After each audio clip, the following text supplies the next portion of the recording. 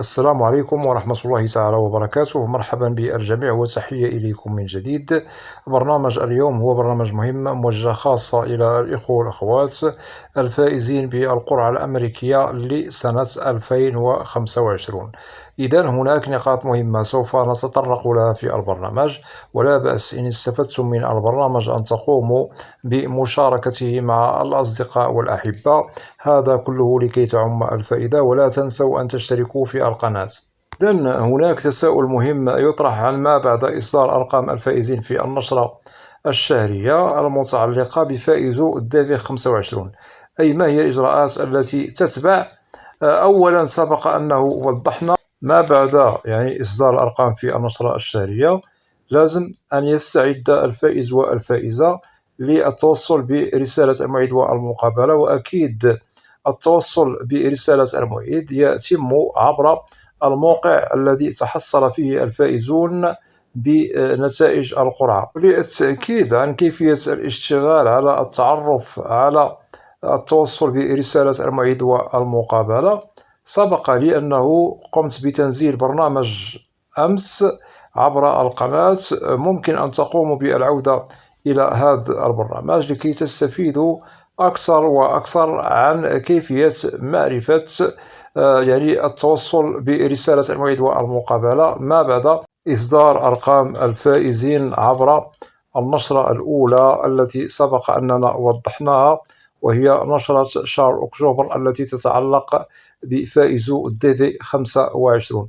المهم، عندما يتأكد الفائز أو الفائزة بأنه قد توصل برسالة الموعد والمقابلة، هنا لازم ما بعد هذا التوصل بهذه الرسالة الاشتغال على ترجمة الوثائق، هذا كإجراء استباقي على الفائز أو الفائزة ما بعد التوصل برسالة الموعد والمقابلة أن يشتغلوا على إجراء ترجمة الوثائق المطلوبة فقط، بدون أنه نترجم الوثائق الغير المهمة بالطبع التي هي غير مطلوبة.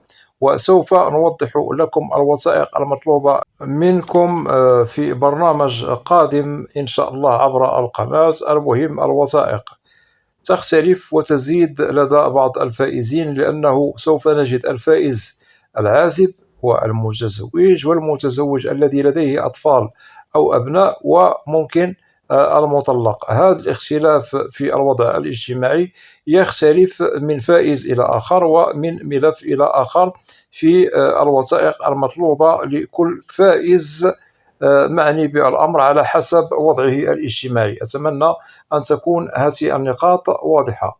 ونؤكد بأن الترجمة يجب أن تترجموا الوثائق المطلوبة منكم يوم الموعد والمقابلة لدى مكتب مترجم متخصص مشهود له بالكفاءة ومقبول لدى السفارة الأمريكية. وللتأكيد لازم هذا المترجم نجده معترف به، لأنه هناك بعض المترجمين ليس لديهم كفاءة في الترجمة، وهذا قد يشكل عليكم مشكل في الوثائق المهمة المطلوبة منكم. وبالطبع الترجمة هي تظل مهمة، وممكن في حالة أنه وقعتم في خطأ في الترجمة قد يكلفكم أشياء لا تحمد عقباها يوم المقابلة. وننصح قبل ترجمة الوثائق لازم أنكم تشتغلوا على البحث على مترجم أو مكتب مترجم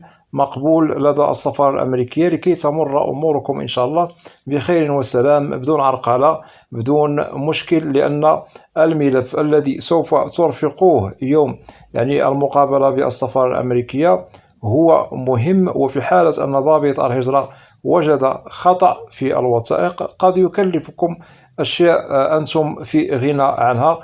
إذن بعدما وضحنا لكم الإجراء الاستباقي الأول ما بعد التوصل برسالة الموعد والمقابلة والذي يتعلق بترجمة الوثائق إلى الإنجليزية، ننتقل بكم إلى إجراء كذلك يتبع ترجمة الوثائق. ونؤكد هنا على الإجراء المهم، وهو أخذ موعد مع الطبيب المعتمد لدى السفارة الأمريكية لأجل الفحص الطبي، وأكيد لا يقبل منكم أيها طبيب آخر إلا الطبيب المعتمد لدى السفارة الأمريكية. ونؤكد بأنه ممكن أخذ موعد مع الطبيب عبر رقم عيادة الطبيب عن بعد، ليس بالمشكل، أو أنه تذهب مباشرة لعيادة الطبيب المعتمد لدى السفارة الأمريكية لكي تتحصلوا على موعد مع الطبيب المعتمد لدى السفارة.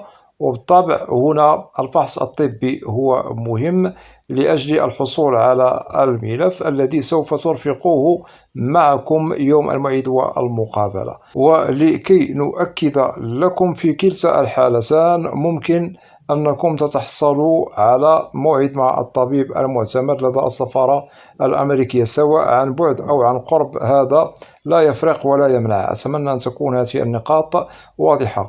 واعلموا بأنه دور الطبيب المعتمد لدى السفارة الأمريكية وهذا الفحص الذي يقوم به المعني بالهجرة إلى أمريكا هو مهم، لأنه كل من تعنيهم الهجرة إلى الولايات المتحدة الأمريكية سواء عبر القرعة أو هجرة بشكل آخر يمر بهذا الإجراء، أي الفحص الطبي. وللتأكيد بالنسبة لهذا الفحص الطبي يتجلى في الحصول على الملف الطبي. وبالطبع هنا الطبيب المعتمد لدى السفارة الأمريكية سوف يقوم بالاشتغال على فحص بدني للمعني بالأمر، هناك تحاليل إلى غير ذلك من الإجراءات المهمة التي تدخل في صلب الفحص الطبي. أتمنى أن تكون هذه النقاط واضحة.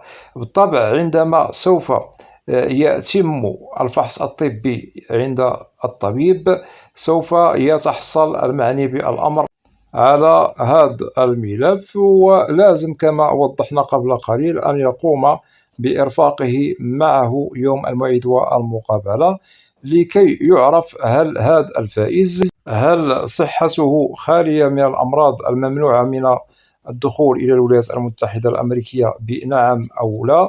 وسوف أتطرق لهذا البرنامج الذي يتعلق بالأمراض الممنوعة من الدخول إلى أمريكا عبر القناة، وهذا سوف أقوم بتنزيله عما قريب، وأتمنى أن تكونوا في الموعد، لأنه في حالة وجد المعنيون بالأمر أي بملفهم الطبي صحتهم خالية من الأمراض الممنوعة من الدخول إلى الولايات المتحدة، بالطبع هنا سوف يتحصلوا على الفيزا بدون مشكل. أما في حالة وجد بأن هؤلاء المعنيون بالملف الطبي يحملون مرضا ممنوعا من الدخول إلى الولايات المتحدة، بالطبع سوف ترفض لهم الفيزا، وهذا سوف نوضحه إن شاء الله مستقبلا عبر برنامج في القناة. وأتمنى كما ذكرنا أن تكونوا في الموعد. نؤكد وننصح بالنسبة للوثائق التي سوف تقوم بطلبها من الجهات المعنية أي الإدارات الحكومية ببلدكم الأم، لازم أن تتأكدوا من مراجعة كل الوثائق لكي تتفادوا مشاكل الأخطاء، هذا قبل الترجمة لكي لا تقعوا في المحظور ولكي تتم إجراءاتكم في أحسن الظروف والأحوال بدون مشكل يوم المقابلة. هذا للنصيحة ولكي لا تضيعوا عليكم فرصة إتمام إجراءات المقابلة بسلام، لأنه في حالة أنكم قمتم بمراجعة جميع الوثائق وتعرفتم على كل صغيرة وكبيرة تتعلق بالبيانات والمعلومات بدون أخطاء، فاعلموا أنه أموركم تمر بخير وسلام، وسوف تسهل عليكم الحصول على الفيزا يوم المقابلة في أحسن الظروف والأحوال. هذا كله للتأكيد قبل الترجمة، لأن هناك وثائق سوف تطلبونها من الدوائر الحكومية ببلدكم الأم، ولازم أنكم تقوموا بالعودة والمراجعة لكل وثيقة على حدة لكي تتفادوا مشكل الأخطاء، لأنه مثلا خطأ وقعتم فيه في وثيقة سواء بقصد أو بدون قصد، هناك ترجمة سوف تأتي ما بعد طلب هذه الوثيقة من دائرة حكومية ببلدكم الأم، والمترجم سوف يترجم الوثيقة على حسب البيانات التي بها. وهنا إن وجد الخطأ سوف تقع في المحظور. إذن احذروا من هذه الأشياء التي تظل مهمة، ولكي لا تقعوا مستقبلا في مشكل ضياع فرصة الحصول على الفيزا، ولا نتمنى لكم هذا. ننتقل بكم إلى الوقت المناسب لأجل الاشتغال على الإجراء الاستباقي، والذي يتعلق بترجمة الوثائق وأخذ موعد مع الطبيب ما بعد التوصل برسالة الموعد والمقابلة. إذن بالنسبة للتساؤل المهم عن متى ممكن الاشتغال على هذه الإجراءات، أي الترجمة والفحص الطبي، نؤكد عليكم أن تقوموا بهذا الإجراء في الوقت المناسب الذي سوف أحدده لكم الآن، وهو عندما تتوصل أو تتوصلي برسالة الموعد. بعدها مباشرة لازم أن تشتغلوا على هذا الإجراء الاستباقي، وبالطبع نؤكد على الترجمة والفحص الطبي قبل المقابلة بالسفارة الأمريكية. ومتى لا يمكنكم أن تشتغلوا على هذا الإجراء، أي الترجمة والفحص الطبي، هنا نؤكد عندما نجد بأن الفائز رقمه صدر في النشرة الشهرية ولا زالت رسالة الموعد والمقابلة لم يتوصل بها بعد. إذن للتأكيد من جديد، عند التوصل برسالة الموعد والمقابلة لازم على الفائز أن يشتغل مباشرة ما بعد التوصل بالرسالة على الترجمة والفحص الطبي. أما في حالة الفائز أو الفائزة لا زالوا لم يتوصلوا برسالة الموعد والمقابلة، فهنا لا ننصح بترجمة الوثائق والفحص الطبي إلا في الوقت المناسب الذي ذكرناه لكم قبل قليل. هذا للنصيحة وللتأكيد، ولكي لا تسقطوا في مشكل الترجمة والفحص الطبي في الوقت الغير المناسب. وأكيد وضحنا لكم بالضبط الوقت المناسب لترجمة الوثائق وأخذ موعد مع الطبيب.